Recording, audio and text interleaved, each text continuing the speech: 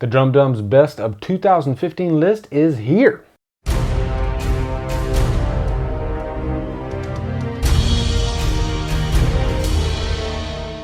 What's up guys? Welcome to Drumdums and welcome to my favorite movies this year. Before I get started, I just wanted to say I recently passed 1,500 subscribers.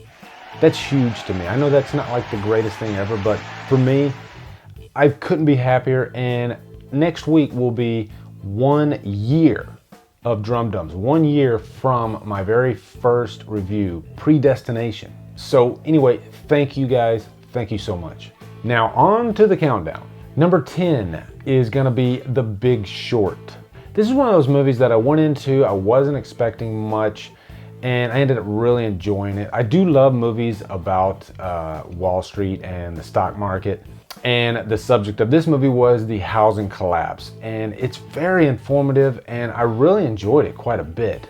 And one thing that I love about great movies is great acting. And this movie really has it, especially Christian Bale. Christian Bale's performance in this movie is just jaw-dropping.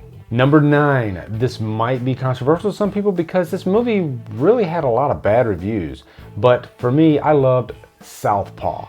I really don't get it, guys. I thought Southpaw was excellent. I thought it had great performances, especially by Jake Gyllenhaal. He just nailed it in this performance. And the guy actually put himself in the gym for 4 months. He actually became a boxer. He looked the part, he acted the part, and he was great.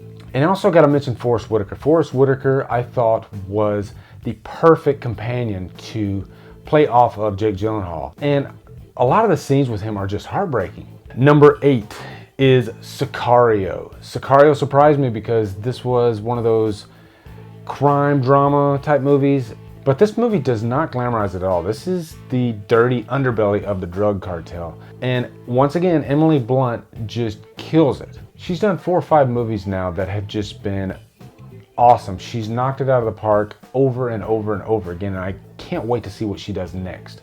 Also, Benicio del Toro. Wow. He really just steals the whole show. Sicario, loved it. Number 7 is Hateful Eight. Once again, Quentin Tarantino delivers. I loved this movie so much. I loved the characters, and I got to give it to Tarantino for spending almost 3 hours in one location, really, and continually entertaining us. I loved the dialogue in this movie. With Tarantino, you can't go wrong when it comes to dialogue, and I loved Hateful Eight. Number 6 is Ex Machina. Ex Machina was just such a really unique story, such a cool story that combines sex and robots and Oscar Isaac. Oscar Isaac has really been one of those actors that is constantly on my radar lately. He was great in Star Wars, he was great in Ex Machina, he was great in Drive, and his star power is just gonna shoot through the roof. Okay guys, now we're getting down to my top 5. Number 5 is The Revenant. I just did my review for this movie. I loved this movie so much. DiCaprio really gave a phenomenal performance in this movie. Please, please, please give this guy the Oscar. Number 4 is Mad Max Fury Road. When I first heard they were gonna make another Mad Max movie, I really didn't expect much, especially after Beyond Thunderdome, which I thought was easily the worst Mad Max movie. But George Miller just knocked it out of the park with this movie. This movie is more of an event. The music was great. The action was just on another level. Tom Hardy is a great Mad Max. This is one that I'm gonna watch every year. I loved it that much. Number 3 is gonna surprise you guys because I just watched this movie last week and I was just blown away by it, and that is Goodnight Mommy. Goodnight Mommy was so shockingly amazing. I did not expect it at all. It's a foreign film, it's a horror movie, but it has a great, great twist ending. But let me just say why this movie is great is because before we even got to the twist ending, which I didn't think it needed, I thought the movie was amazing. The twist in this movie is just icing on the cake, but trust me, this movie is great. Okay, number 2 is Star Wars The Force Awakens. I had a feeling that episode 7 was going to just deliver. I thought it was going to be amazing, and it was even better than I thought. I love the direction they're taking by combining the old characters and the new characters. I think it worked on every single level. It had more of a modern pace to it, which I think worked.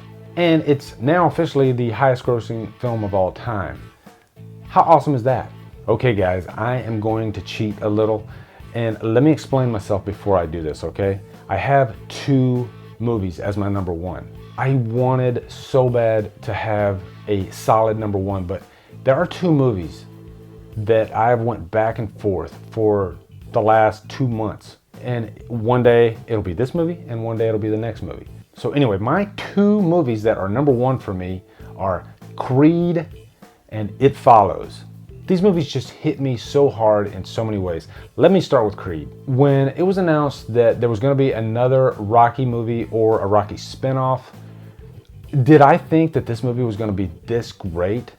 No, I didn't. And Rocky Balboa was a great movie, but it wasn't like my favorite movie of that year. It was one of them. But to be honest, I thought that everything that could be said about that character had been said. And then comes along this director, Ryan Coogler, and he just reinvigorated this franchise. He directed it in a way that has never been approached before. He made you root for a brand new character, Adonis Creed. And this movie, more than any other movie, including It Follows, hit me on an emotional level. Every time I think about this movie, I get chill bumps. So Creed is definitely one of two of my favorite movies of the year. Okay, It Follows. Ever since I saw It Follows, way back, I believe in March, this movie has stayed in my mind because of how unique and how fresh it is. It accomplishes so many things for the horror genre. It's creepy, it's scary, but it's also directed at an A director level. I'm talking a Kubrick level. David Robert Mitchell is now officially a director that I am so curious to see what he's gonna put out next, because It Follows was just amazing. And also, let me mention the score. The score of It Follows is one of the best horror scores I've heard in probably the last 2 decades. That's how good it is. And this is a controversial choice because I know some people that hate It Follows. I don't want to be one of those guys that say they just don't get it, because everybody has their opinions about different movies. Is it the scariest movie in the world? No. But it struck me on an emotional level. And it got under my skin, and I think you don't have to be the scariest movie to get under the skin, and that's what this movie does. I love It Follows so much that it's officially in my top 5 favorite horror movies of all time. So anyway guys, that's it. That is my top 11 favorite movies of all time. What did you think of my list? Looking forward to hearing your thoughts. Guys, thank you so much for watching. Subscribe to my channel, follow me on Facebook, Twitter, and Instagram, and Drumdum out.